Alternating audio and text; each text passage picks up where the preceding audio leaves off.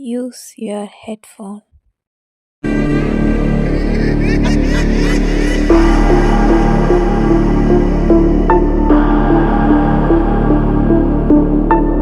மது அருந்துதல் உடல் நலத்திற்கு தீங்கானது. மது அருந்திவிட்டு வாகனம் ஓட்டாதீர். புகைப்பிடித்தல் புற்றுநோயை உருவாக்கும் மற்றும் உயிரை கொல்லும். ஹாய் கைஸ், தாய் தந்தையின்றி தனியாக வசிக்கின்ற ஒரு இளைஞன், அந்த இளைஞனுக்கு துணையாக ஊரில் இருந்த தனது தூரத்து உறவினரான ஒரு பையன் வந்து அவன் கூட தங்குகிறான். அந்த இளைஞனின் காதல் தோல்வியால் தற்கொலை செய்து கொண்டதற்கு அப்புறம் அவன் தன் காதலியை தேடி செல்லாமல் தன் உற்ற நண்பனின் கூடவே இருந்து அவனை கூட்டிச் சொல்ல முயன்ற அந்த உண்மையான அதிபயங்கர சம்பவத்தை நாம இன்னைக்கு பார்க்க போறோம். வாங்க நண்பர்களே, அந்த வீடியோக்குள்ள போகலாம்.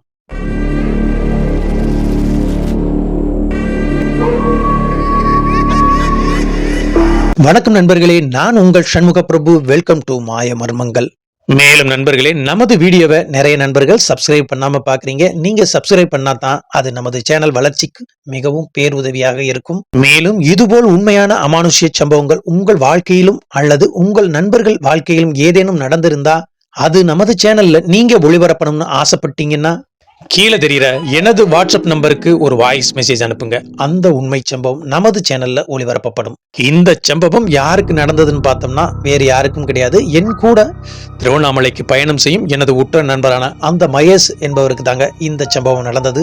நீண்ட நாளா எனக்கிட்ட இந்த கதையை போட்டு விடு அப்படின்னு என்கிட்ட சொன்னதுனால இன்னைக்கு அவரோட உண்மை சம்பவத்தை, அந்த பயங்கரமான அதிபயங்கர சம்பவத்தை நான் உங்களுக்காக சொல்றேங்க. இந்த சம்பவம் 2016 காலகட்டத்தில் தாங்க நடந்தது. அவரு எனக்கு 2018 காலத்துக்கு மேலதாங்க எனக்கு பழக்கமானாரு. இவருக்கு நடந்தது 2016 காலகட்டம். இந்த மகேஷ் குடும்பத்தை பத்தி பார்த்தோம்னா மகேஷுக்கு வேற யாரும் கிடையாதுங்க, மகேஷ் மட்டும்தான். இந்த மகேஷுக்கு ஒரு 29 வயது இருக்கும். அவருக்கு 29 வயது ஆகையில அவர்கள் அம்மா தாங்க அவருக்கு உலகமே. அவர்கள் அம்மா தாங்க இவரை நல்லபடியா பார்த்துக்கிட்டாங்க. அதே நேரத்தில் இவரும் அவரோட அம்மாவை நல்லபடியா பார்த்துக்கிட்டு இருந்தாங்க. அவருடைய அப்பா வேறு பெண்ணை திருமணம் செய்து போன காரணத்தினால் இந்த மகேஷும் அவரோட அம்மாவும் தாங்க அந்த ஓலை குடிசையில நல்ல சந்தோஷமா இருந்த காலகட்டத்தில் யாரு கண்ணுப்பட்டதோ தெரியலங்க. ஒரு 29 வயது இருக்கும் மகேஷுக்கு 29 வயது இருக்கையில அவர்கள் அம்மா திடீரென்று ஒரு 3 நாட்கள் படுத்த படுக்கையா இருந்து உடல்நிலை சரியில்லாமல் இறந்து போயிடுறாங்க. இந்த இழப்பை தாங்க முடியாத அந்த மகேஷ் கவலைக்குள்ளாகி நில குலைஞ்சு போயிடுறாருங்க. அவருக்கு இருந்த ஒரே உறவும் அவங்க அம்மா தான். அவங்களும் போயிடுறாங்க. ரொம்ப கஷ்டப்படுறாரு. இந்த சம்பவம் சென்னை திருவள்ளூர் மாவட்டம் பாக்கம்ங்கிற ஒரு ஏரியாவில் தாங்க நடந்தது. அது கிராமம்னு சொல்ல முடியாது, சின்ன நகரங்க. பாதி கிராமம் பாதி சிறிய நகரம் மாதிரி தாங்க இருக்கும். கிட்டத்தட்ட ஒரு 500-1000 வீடுக்கு மேலே இருக்கும். இவரோட வீடு ஓலை குடிசை வீடு. இப்பொழுது அந்த மகேஷ் மட்டும்தாங்க அதே வீட்டில் தங்கியிருக்காரு. காலப்போக்கில் இவரோட நிலைமை கொஞ்சம் கொஞ்சமாக சீராகி இப்போ நமக்கு வேறு யாருமே கிடையாது, நம்ம தான் நமக்கு துணை அப்படின்னு ஆண்டவன் மேலே பாரத்தை போட்டு இவர் அன்றாட வேலைக்கு போயிட்டு அவரோட பொழுதை போக்குறாரு. அவருக்கு நல்லபடியாக ஒரு திருமணத்தை செய்து வச்சிருக்கலாம். எந்த உறவினர்களும் அதை கண்டுக்கல. எந்த உறவினர்களும் அதற்கு முன்னேற்பாடு நடத்தவே இல்லை. அவரை அப்படியே விட்டுறாங்க. ஏன்னா இவருக்கு அன்னாடங்காட்சி தான். இவர் வேலைக்கு போனா தான் இவருக்கு சாப்பாடு. அதுவும் இவருடைய வீடு ஒரு சிறிய ஓலை வீடு. அவருக்கு வேறு எந்த சொத்து பத்தும் கிடையாது, சொந்த பந்தமும் கிடையாது. அதனால் இவரை யாருமே கண்டுக்கவே இல்லை. இவர் அதை பத்தி எல்லாம் கவலைப்படாம அவரோட போக்குல நல்லா வேலைக்கு போறாரு, ஜாலியா இருக்காரு, சந்தோஷமா இருக்காரு. இந்த காலகட்டத்தில் எந்த பழக்கத்துக்கும் அடிமையாகாம இருந்த இந்த மகேஷுக்கு இருந்த ஒரே ஆறுதல் என்னன்னு பார்த்தோம்னா அவருடைய மது பழக்கம் தாங்க. வேற வழி இல்லைங்க. இந்த காலகட்டத்தில் யாருமே துணைக்கு இல்லை, சொந்த பந்தங்களும் நம்மளை பார்க்கல, நமக்கு தாய் தந்தையும் கிடையாது, நம்ம தனியாக தான் வாழணும். அப்படிங்கிற சில நேரம் சில கஷ்டங்கள் தோணும். அந்த நேரத்தில் நமக்கு ஆறுதலாக இருக்கிறது அந்த மது பழக்கம் தாங்க.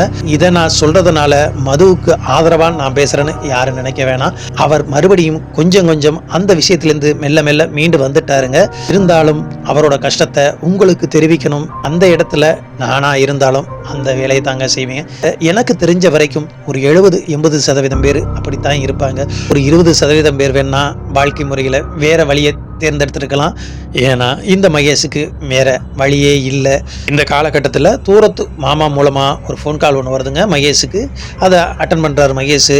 எதிர்முனையில் பேசுறது அவங்களோட தூரத்து உறவினரான அவங்க மாமா பேசுறாங்க. தம்பி மகேஷ் ஊருக்கு வந்துட்டு போங்க ஐயா, ஒரு சின்ன பிரச்சனையில தம்பி மாட்டிக்கிட்டான் அப்படின்னு சொல்லிட்டு இந்த மகேஷை அந்த மாமா ஃபோன் பண்ணி வர சொல்றாரு. இந்த மகேஷுக்கும் அந்த மாமான்னா கொஞ்சம் பிரியம்ங்க.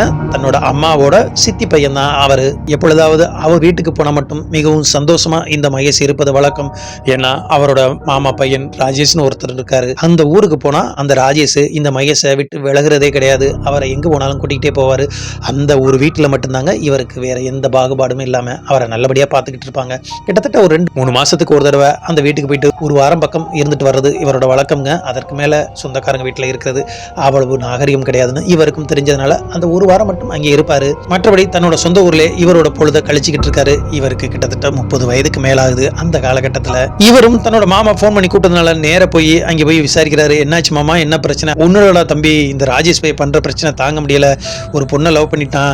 அவங்க பெரிய இடம், பெரிய பிரச்சனை ஆயிருச்சு. அதனால கொஞ்ச நாளைக்கு உன் கூடவே வச்சுக்க, நீனும் தனியா தான் இருக்க, உனக்கு துணையாவும் இருக்கும், அங்கே கொண்டே வச்சுக்க, பிரச்சனையெல்லாம் சரியானதுக்கு அப்புறம் நானே சொல்றேன், அதுக்கப்புறம் வாங்கடா அப்படின்ட்டு தன்னோட மகனை யாருக்கும் தெரியாம அந்த இரவிலே வண்டியில ஏற்றி அனுப்பி விடுறாருங்க. பிரச்சனை நடந்துகிட்டு இருக்குங்க. என்ன பிரச்சனை அப்படின்னா, அந்த ஊர்ல இருக்க ஒரு பெரிய பணக்காரருங்க செல்வந்திர இருக்கிறவரோட பொண்ணை இவன் காதலிச்சிருக்காருங்க. அதுவும் அந்த பொண்ணு இவரையும் காதலிச்சிருக்கு. 2 பேர் காதல் விவகாரம் அந்த வீட்டுக்கும் இவர்கள் வீட்டுக்கும் தெரிஞ்சதுக்கு அப்புறம் அந்த செல்வந்தர் நேர வந்து இவர் வீட்டிலேயே மிரட்டிட்டு போயிட்டாரு. இதற்கு மேல இந்த விஷயம் தொடர்ந்தா உன்னோட பையனை நீ உயிரோட பார்க்க முடியாது அப்படின்னு மிரட்டினதுனால இந்த ராஜேஷோட அப்பாவும் இந்த செல்வந்தரை நம்ம எதிர்க்கவும் முடியாது, அதே நேரத்துல அவங்க வேற ஆளு நம்ம வேற ஆளு, அதனால நமக்கு பெரும் பிரச்சனை ஆகும். அதனால தம்பி இவனை கூட்டிக் கொண்டே ஒரு 6 மாத காலங்கள் அங்கே வச்சிரு, இந்த பிரச்சனையெல்லாம் சரியானதுக்கு அப்புறம் நானே வந்து கூட்டிட்டு போறேன்டா, நல்லா இருப்பேன் அப்படின்னு சொல்லி அவனை ஏற்றி அனுப்புறாங்க. இந்த மகேஷ் பைக்ல தான் போயிருக்காரு. அந்த மச்சான் ராஜேஷை கூட்டிகிட்டு அந்த இரவுல கிளம்பி தன்னோட கிராமத்துக்கு வந்துகிட்டு இருக்காரு. வர்ற வழியில இந்த ராஜேஷ் கிட்ட விசாரிக்கிறாரு. என்னடா மச்சான் அமைதியா வர்ற, சொல்றா என்னடா பிரச்சனை அப்படின்னு சொல்லும்போது, இல்ல மச்சான் அந்த பொண்ணு நானும் உயிருக்கு உயிரா தான் மச்சான் காதலிச்சுக்கிட்டு இருக்கான். அவங்க அப்பா கொஞ்சம் பணக்காரன், அதனால பிரச்சனை ஆகுது.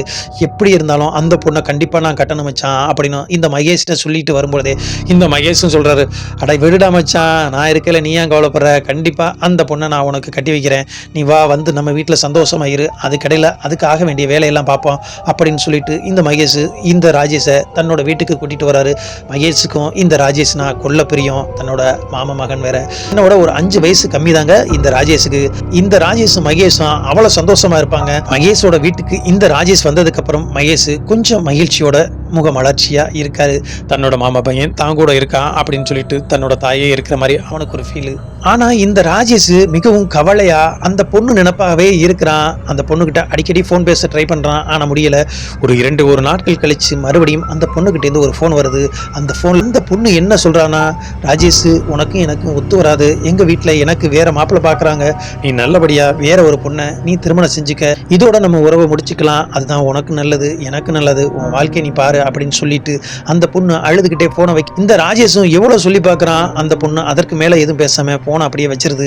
இந்த ராஜேஷ் ஓன்னு அழுதுகிட்டு நேர மகேஷ் கிட்ட வந்து சொல்ல, இந்த மகேஷ் என்னடா மச்சான் அப்படின்னு சொல்லி, இல்ல மச்சான் இந்த மாதிரி அந்த பொண்ணு போன் பண்ணி எனக்கு இந்த மாதிரி பேசுனுச்சு, என்ன மறந்துடு அப்படின்னு சொல்லுதுன்ட்டு இவனும் கவலையா தன்னோட மச்சான்ட்ட ஊன்னு அழுகும் பொழுது இந்த மகேஷ் அவனுக்கு ஆறுதல் சொல்றான், மச்சான் நான் இருக்கேல, நீ ஏன்டா கவலைப்படுற, கண்டிப்பா அவங்க அப்பா மிரட்டி இருப்பான்டா, அதனால சொல்லியிருப்பா, அதெல்லாம் ஒன்றும் இருக்காது, 2-3 நாள்ல நான் சரி பண்றேன், எப்படியாவது பேசுவோம், அவனை சமாதானம் பண்ணி வைக்கிறாருங்க இந்த மகேஷ். ஆனாலும் இந்த ராஜேஷ் அந்த சமாதானத்தெல்லாம் ஏற்காம அன்று இரவே ஒரு கொடூரமான முடிவை எடுக்கிறான். இந்த மகேஷும் ராஜேஷை சமாதானம் பண்ணிட்டு தன்னோட வேலைக்காக போயிட்டு ஒரு 6-7 மணிக்கா வீட்டுக்கு வர்றாரு. அந்த நேரத்துல வீட்டுக்கு வந்ததுக்கு அப்புறம் ராஜேஷை தேடி பாக்குறாரு. வீட்டுல ராஜேஷ் இல்ல. காலையில வேற அந்த பொண்ணு வேற போன் பண்ணி இருந்துச்சு. அதுல இருந்து இவன் ஒரே கவலையா இருந்தான். இந்த நேரத்துல இவனை வேற தனியா வேற விட்டுட்டு போயிட்டேன்ட்டு உடனே வெளியில தேட ஆரம்பிக்கிறாருங்க. அது ஒரு சிறிய நகர மரத்தான். ஒவ்வொரு ஃப்ரெண்ட்ஸ்கிட்டையும் ஒவ்வொரு சொந்தக்காரங்கள்ட்டையும் கேட்கறாங்க. யாருக்குமே தெரியல. இவருக்கு ரொம்ப பதட்டமாயிருது, ரொம்ப கவலையாயிருது.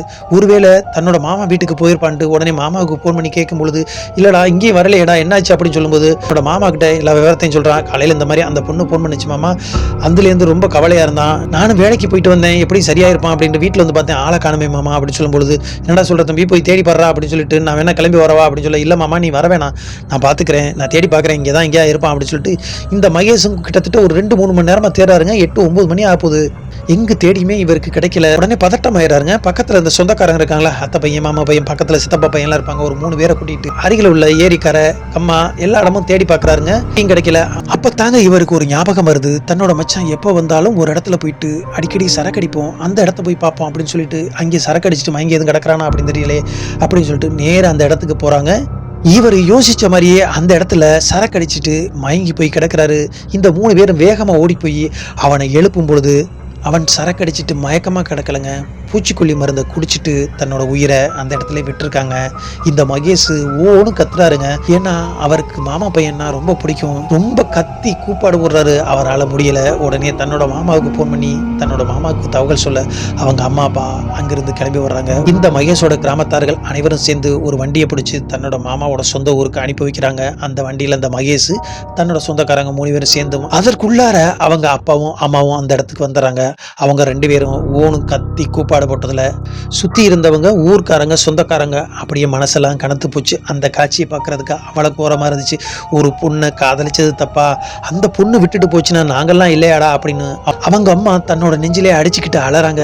இந்த மகேஷும் தன்னோட மாமா வீட்டுக்கு போயிட்டு அந்த நல்லடக்கம்லாம் அவனுக்கு முடிச்சுட்டு கிட்டத்தட்ட ஒரு 15 நாள் அங்கேயே தான் இருக்கிறாரு. 15 நாள் கழிச்சு மறுபடியும் தன்னோட வீட்டுக்கு வர்றாரு. அதற்கப்புறம் தாங்க இவருக்கு பல அமானுஷ சம்பவங்கள் நடக்க ஆரம்பிக்குது. தன்னோட கிராமத்துக்கு வந்து ஒரு வாரம் காலங்கள் ஆயிருக்கும். இவர் அதற்கப்புறமும் தனியாக அதே வீட்டில் படுக்கணும். இவருக்கு இப்பொழுது அந்த ராஜேஷோட ஞாபகம் ரொம்ப அதிகமாக இருக்குது. தன்னோட அம்மாவும் தன்னை விட்டு போயிட்டாங்க. இதே வீட்டில் தான் கூட தங்கியிருந்த தன்னோட மாமா பையன் ராஜேஷும் தன்னை விட்டுட்டு இதே ஊரில் உயிரை விட்டுட்டான். அதை நினச்சி மறுபடியும் கொஞ்சம் மது பழக்கத்துக்கு அதிகமாகிறாரு. இவருக்கு அந்த மதுவை குடிச்சா தாங்க தூக்கம் வருது. ஏன்னா அப்படி அவரோட மனசு முழுக்க கவலையாக இருக்குது. தன்னோட தாயோட கவலையும் வேற, இப்பொழுது தன்னோட மச்சானோட கவலையும் சேர்ந்ததுனால அந்த மதுவோட பழக்கம் கொஞ்சம் அதிகமாகுதுங்க அவருக்கு. அந்த காலகட்டத்தில் என்ன நடந்துச்சுன்னா, இவருடைய வீடு ஒரு ஓலை குடிசை வீடு தாங்க. ஒரே வீடு தான், சும்மா லைட்டாக தாங்க கதவை சாத்தி வச்சிருப்பாரு. இவர் கட்டிலில் படுத்தபடி தூக்கம் வராமல் அப்படியே யோசிச்சுக்கிட்டே படுத்திருக்காருங்க. அந்த நேரத்துலங்க வாசல் கதவு அப்படியே தானா திறக்குதுங்க மெதுவா. இதை பார்த்துக்கிட்டே தாங்க மகேஷ் படுத்திருக்காரு. என்னடா வாசல் கதவு தானா திறக்குதே அப்படின்னு சொல்லிட்டு மறுபடியும் எழுந்து போய் காற்றுல திறந்திருக்கும் அப்படின்னு சொல்லிட்டு கதவை தாழ்பால் போட்டுட்டு வந்து படுக்காரு. அதுக்கு முன்னாடி தாழ்பால் போடலைங்க. தாழ்பால் கிடையாது, ஒரு குக்கி மாதிரி போட்டிருப்பாங்க. அந்த குக்கியை போட்டுட்டு மறுபடியும் வந்து படுக்கிறாருங்க. கிட்டத்தட்ட ஒரு 1/2 மணி நேரம் போயிருக்குங்க. அந்த 1/2 மணி நேரம் அப்படியே கட்டில் படுத்துக்கிட்டு ஃபோனை பார்த்துக்கிட்டே இருக்காரு. அப்படியே மெதுவாக தூங்குறாரு. மறுபடியும் கதவை யாரோ தட்டுற மாதிரி சத்தம் கேட்குது. வெளில முழிச்சுக்கிட்டே கேட்குறாருங்க, யாரு அப்படின்னு சொல்லி கேட்கும் பொழுது வெளியிலேருந்து ஒரு குரல் கேட்குதுங்க, மச்சான் அப்படின்ட்டு. இந்த குரலை கேட்ட அந்த மகேஷ் மிகவும் ஷாக் ஆகிறாருங்க. இந்த குரல் தன்னோட மச்சான் ராஜேஷ் குரல் மாதிரியே இருக்கே அப்படின்னு சொல்லிட்டு, ராஜேஷா இல்லை வேற யாருமா அப்படின்னு சொல்லிட்டு தைரியத்தை வர வச்சுக்கிட்டு மெதுவாக வந்து அந்த குக்கியை எடுத்துட்டு யாரா இருக்கும் அப்படின்னு சொல்லிட்டு மெதுவாக எழுந்து பார்க்குறாருங்க. வெளியில எந்த ஒரு உருவம் கிடையாது. தனக்கு நல்லா கேட்டுச்சுங்க, தன்னோட மச்சான் ராஜேஷ் கூப்பிட்ட மாதிரியே இருந்துச்சு.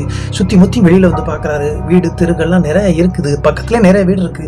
சரி நம்ம சின்னத்த பசங்க வேற யாரோ வந்து கூட்டுப்பாங்கன்ட்டு சுற்றி முற்றியும் பார்க்குறாரு. யாருமே கிடையாது. இவர் சற்று குழப்பத்தோட மறுபடியும் கதவை சாத்திட்டு கட்டில் வந்து படுக்கிறாரு. இவருக்கு பேய் பிசாசு மேலேயும் சுத்தமா நம்பிக்கை கிடையாது. தெய்வத்து மேலேயும் இவர்கள் அம்மா இறந்ததுக்கு அப்புறம் சுத்தமா நம்புறதே கிடையாது. அதனால மறுபடியும் வந்து அப்படியே படுத்துறாரு. இது ராஜேஷ் குரல் மாதிரியே இருந்துச்சு, யாருன்னு தெரியல, வெளியில போய் பார்த்தோம் யாரையுமே காணுமே அப்படின்னு சொல்லிட்டு மறுபடியும் வந்து படுக்கிறாருங்க. படுத்ததுக்கு அப்புறம் ஒரு 1/2 மணி நேரம் போயிருக்குமா. 1/2 மணி நேரம் கழிச்சதுக்கு அப்புறம் தன்னோட கனவுல வருதுங்க ஒரு விஷயம். கனவுல என்ன விஷயம் வருதுன்னா, இந்த இறந்து போனான்ல அந்த ராஜேஷ் தன்னோட ஊர் தெருமுக்குல இருந்து அப்படியே நடந்து வர்றாங்க. ஏதோ சொந்த ஊர்ல இருந்து வர்ற மாதிரி ஃபேன் ஷர்ட்டை போட்டுட்டு அப்படியே நடந்து வர்றாங்க. கையில ஒரு சின்ன பைய வச்சுக்கிட்டு அந்த பைய ஆட்டிக்கிட்டே நடந்து வந்தவன் இந்த மகேஷோட வீட்டுக்கு முன்னால வந்து நிக்கிறாங்க. இதுல நீங்க ஒரு விஷயத்தை நோட் பண்ணணும். இந்த மகேஷும் இந்த ராஜேஷுக்குமே தெரிஞ்ச ஒரே ஒரு விஷயம்ங்க, அவங்க வீடு சின்ன ஓட வீடு தானங்க, கொக்கி மாதிரி தானே இருக்கும். அதனால இவங்க 2 பேரும் தங்கி இருக்கும் பொழுது யாராவது உள்ள படுத்திருந்தா, ஒருத்தர் வெளியில போயிருந்தா, தாழ்பால் போட்டிருந்தா, வெளியில போனவர் அப்படியே ஒரு குச்சி எடுத்து அந்த கதவுக்கு நேரம் எடுத்து அந்த கம்பியை எடுத்து விட்டு உள்ள வர்றது வழக்கம்ங்க. அதனால இவர்கள் 2 பேருக்கு தான் இந்த விஷயம் தெரியும். அதே மாதிரி இந்த கனவுல இந்த மகேஷுக்கு தோணுதுங்க, அந்த ராஜேஷ் நேர வர்றான். வந்ததுக்கு அப்புறம் வாசல் நின்று ஏ மச்சான் உள்ள இருக்கியா அப்படின்னு சொல்லி கேட்கிறாரு. இந்த கனவுலே இந்த மகேஷும் இருக்க வாடா அப்படின்னு சொன்னதுக்கு அப்புறம் ராஜேஷ் ஒரு குச்சியை எடுத்து அப்படியே அந்த தாழ்பாலை எடுத்து விட்டு அப்படியே வீட்டுக்குள்ள வர்றாங்க. வீட்டுக்குள்ள வந்து உட்கார்ந்தவன் இந்த மகேஷ் கட்டில இருந்து பேசிக்கிட்டே இருக்காங்க. 2 பேரும் பேசிக்கிட்டே இருக்கும் பொழுது போன விஷயம் என்னாச்சுடா அப்படின்ட்டு இந்த மகேஷ் கேட்கும் பொழுது அந்த ராஜேஷ் அதே கனவுல மறுபடியும் உட்கார்ந்து ஓன்னு அழறாங்க. மச்சான் அந்த பொண்ணுக்கு கல்யாணம் ஆயிடுச்சியா, என்ன ஏமாத்திட்டா அப்படின்னு சொல்லிட்டு ஓன்னு உட்கார்ந்து அழுகிறான். இப்ப வேற யாருமே எனக்கு துணை இல்லையா, நீந்தாயா எனக்கு துணை, நீந்தான் என் கூடவே இருக்கணும் அப்படின்னு சொல்லிட்டு கட்டில மகேஷ் படுத்திருக்காரு. அவருக்கு பக்கத்துல வந்து இந்த ராஜேஷ் உட்கார்றாங்க. உட்கார்ந்ததுக்கு அப்புறம் இவர் கண்ணை முழிச்சு பார்த்ததுதான் அந்த உருவம் கட்டிலுக்கு பக்கத்துல உட்காரல, தன்னோட நெஞ்சு மேல ஏறி உட்காந்துக்கிட்டு, மச்சான் எனக்கு வேற வழி தெரியல, நீ என் கூட வந்துரு, எனக்கு உன்னை விட்டா வேற யாரும் இல்லைன்ட்டு அப்படியே மகேஷ் கழுத்தை பிடிச்சி நெரிக்கிறான். இந்த விஷயத்தை சற்றும் எதிர்பார்க்காத இந்த மகேஷ் என்னடா இந்த மாதிரி எல்லாம் நடக்குமா அப்படின்னு சொல்லிட்டு ஓன்னு கத்த பாக்குறாரு. அவரால் முடியல, கையை அசைக்க முடியல, காலை அசைக்க முடியல, வாயிலிருந்து எந்த சத்தமும் இல்ல. ஐயோ ஐயோன்னு கத்துறாரு, அவரால் முடியல. கடைசியா தன்னோட அம்மாவோட போட்டோ அங்கே மாட்டிருக்கு. அம்மாவை பார்த்து அம்மான்னு கத்துறாரு, அப்பவும் சத்தம் இல்ல. எங்கிருந்தோ வந்த ஒரு பூனைங்க அவர் மேல அப்படியே தாவி குதிக்குது. குதிச்ச உடனே அந்த உருவம் அப்படியே சட்டனை விலகி போயிடுச்சுங்க. அப்பதாங்க இவருக்கு மூச்சே வருது. எந்திரிச்சு உட்காந்து ஆணு கத்திட்டு அவங்க அம்மாவோட போட்டோவை பார்த்து அப்படியே அழுகுறாருங்க. அம்மா எனக்கு ஏமா இந்த மாதிரி விஷயம்லாம் நடக்குது? அப்ப இந்த ராஜேஷ் வந்தாமா? அப்ப இந்த பேய் பிசாசு இருக்கிறதெல்லாம் உண்மையா? அம்மா எனக்கு நீ சாமியா இருந்து என்னை காப்பாத்தின, அப்ப போன ரூபத்துல வந்தது நீந்தானாமா அப்படின்னு அப்பொழுதே அவங்க அம்மா நினைச்சு அப்படியே அழுது அவங்க அம்மா பார்த்து கையெடுத்து கும்பிட்டு மறுபடியும் கட்டில்ல வந்து படுக்கிறான். நேர போய் பார்க்கறான், அந்த கதவு மறுபடியும் திறந்தே தாங்க இருக்கு. இப்ப இவருக்கு நடந்தது கனவுதான், ஆனா அந்த உருவம் வந்தது உண்மையில. இப்பதான் அவருக்கு புரியுது. இவருக்கு விடிஞ்சதுமே முதல் வேலையா என்ன பண்றாருன்னா, அந்த குக்கியை கழட்டிட்டு ஒரு தாழ்பால் மாதிரி ரெடி பண்ணி தன்னோட வீட்டுக்கு போட்டுறாரு. அதற்கு மறுநாள் நடந்ததுதாங்க அவருக்கு வாழ்க்கையிலே நடக்காத ஒரு உச்சக்கட்ட சம்பவம். மறுநாள் இரவு மறுபடியும் என்ன நடக்குதுன்னா, தன்னோட வீட்டுக்கு பக்கத்துல ஒரு அம்மன் கோயில் இருக்கு. அந்த அம்மன் கோயில போய் சாமியை கும்பிட்டுட்டு தன்னோட அம்மாவையும் கும்பிட்டு விட்டு தன்னோட வீட்டுக்கு வந்து படுக்கிறாருங்க. ஒரு 9-10 மணிக்கு மேலதாங்க வந்து படுக்கிறாரு. படுத்ததுக்கு அப்புறம் இவர் போனை நோண்டிக்கிட்டே எந்த ஒரு அமானுஷ்ய சம்பவம், ஏதாவது ஒரு சத்தம் எல்லாம் கேக்குதா அப்படின்னு நேட்டமிட்டுக்கிட்டே படுக்கிறாருங்க. எந்த ஒரு சம்பவம் அன்று 12 மணி வரைக்கும் நடக்கல. அதற்கு மேல தன்னை அறியாமே தூங்கிறாரு. இவருக்கு முதல் நாள் கனவுல எப்படி அந்த ஒரு சம்பவம் நடந்துச்சோ அதே மாதிரி மறுபடியும் நடக்குதுங்க. அதே மாதிரி அந்த ராஜேஷ் அந்த தெரு மூலையில இருந்து தன்னோட தெருவை நோக்கி நடந்து வரான். தன்னோட வீட்டுக்கு முன்னாடி வந்து நிக்கிறான். தன்னோட வீட்டுக்கு முன்னால வந்து நிக்கும் போதே அந்த தெருவுல உள்ள நாயெல்லாம் ரொம்ப குலைக்குது. குலைச்சு சத்தம் போடவே இந்த மகேஷ் மறுபடியும் கனவுல எழுந்து உட்காராரு. யாரு அப்படின்னு சொல்லி கேட்கும் பொழுது, மச்சான் நான் தாண்டா வந்திருக்கிறேன், வாடா புளிய மரத்துக்கு போவோம், சரக்கு வாங்கிட்டு வந்திருக்கேன், சாப்பிடலாம் அப்படின்னு சொல்லிட்டு அந்த ராஜேஷ் அந்த கனவுல கூப்பிடுறான்.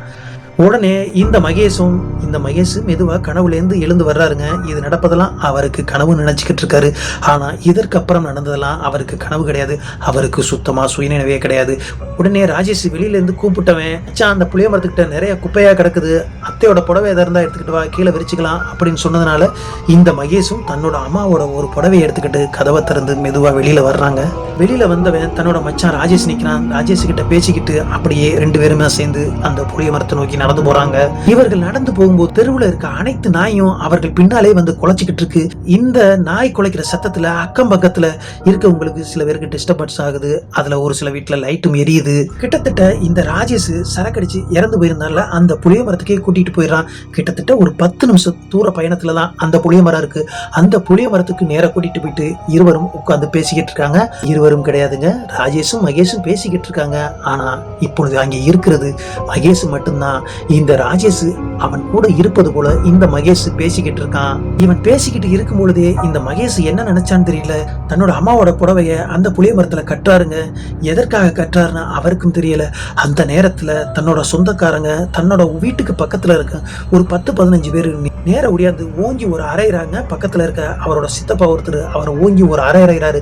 என்னடா விஷயம் பண்ற அப்படின்னு சொல்லும் பொழுது அப்ப தாங்க மகேஷுக்கு சுயநினைவே வருது. சித்தப்பா நான் எப்படி இங்க வந்து என்னாச்சு எனக்கு அப்படின்னு தன்னோட சித்தப்பா பார்த்து கேட்கும் பொழுது உடனே தன்னோட சித்தப்பாவும் மகேஷை குளிக்கிட்டு, அப்போ உனக்கு ஒண்ணுமே தெரியாதா, என்ன நடந்துச்சுன்னே தெரியாதா, அப்போ உங்க அம்மா வந்து சொன்னது உண்மைதானா அப்படின்னு சொல்லும் பொழுது, என்னாச்சு சித்தப்பா, யார் வந்து சொன்னது, எங்க அம்மா வந்து சொன்னுச்சா அப்படின்னு சொல்லும் போது சுத்தி நிக்கிறவங்களாம் அந்த சித்தப்பா பார்த்து கேட்கறாங்க, என்னப்பாச்சு அப்படின்னு சொல்லி கேட்கும் பொழுது, இல்லடா மகேஷ், நாய் குலைக்கிற சத்தம் நிறைய கேட்டுச்சு, அப்படியே படுத்து தூங்கிக்கிட்டு இருந்தேன், உங்க அம்மா கனவுல வந்த மாதிரி இருந்துச்சுடா, என்னை வந்து எழுப்புறாங்க, ஐயோ தம்பி என் பிள்ளைய காப்பாத்தியா, அந்த புளிய மரத்து பக்கமா போறான், அந்த படுவாய் பையன் என் பிள்ளைய கூட்டிட்டு போறான் அப்படின்னு சொல்லி என்னை எழுப்புனாங்க.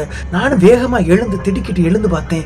என் முன்னால அப்படியே உங்க அம்மாவோட உருவம் அப்படியே சட்டனை மறைஞ்சு போகுது. அந்த நாய் குலைக்கிற சத்தம் அப்படியே நம்ம வயக்காட்டு வழியா கேட்டுச்சு. அதனால பயந்து போன நான் எல்லாரையும் எழுப்பிக்கிட்டு இது உண்மையா இருக்குமா இல்லையான்ட்டு வேமா வந்து பார்த்தா நீ இந்த மாதிரி விஷயத்துல இருக்கேடா அப்படின்னு சொன்னதுக்கு அப்புறம் அந்த மகேஷ் ஓன அழுது, அந்த ராஜேஷை நான் நல்லபடியா தான் பார்த்துக்கிட்டு இருந்தேன், என்னையும் கொல்ல பாக்குறான், எதற்குன்னு தெரியல, அவனுக்கு துணை கிடைக்கலைன்னா அவனோட காதலியை போய் கூட்டிட்டு போலாம், இப்ப என்ன சித்தப்பா என்ன போட்டு பாடுபடுத்துறான் அப்படின்னு சொன்னதுக்கு அப்புறம் அவரோட சித்தப்பா மற்றும் பக்கத்துல இருக்க சொந்தக்காரங்க எல்லாம் சேர்ந்து இந்த மகேஷ் மட்டும்தானே தனியா அதே வீட்டுல படுத்திருக்காரு, அதனால தன்னோட பசங்களை எல்லாம் கூட துணைக்கி போய் படுக்க சொல்லி கிட்டத்தட்ட 1 வாரம் 10 நாளுங்க மகேஷோட வீட்டுக்குள்ள எல்லாரும் வந்து படுக்கிறாங்க. கிட்டத்தட்ட 10 நாள் 15 நாள் போகுது. ஒவ்வொரு நாளா அவர் வீட்டுக்கு வராம இருக்காங்க. இவர் நினைச்சது போல கடைசியில யாருமே வரல, மறுபடியும் இவர் தனியா படுக்கிறாரு.